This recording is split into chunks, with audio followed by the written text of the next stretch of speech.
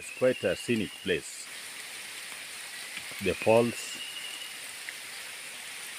the rocks raining, or rather the water dropping from the cloud of rocks. Lots of birds around, and the scene of Lake Victoria. And then we have got a very nice nature trail along this rock.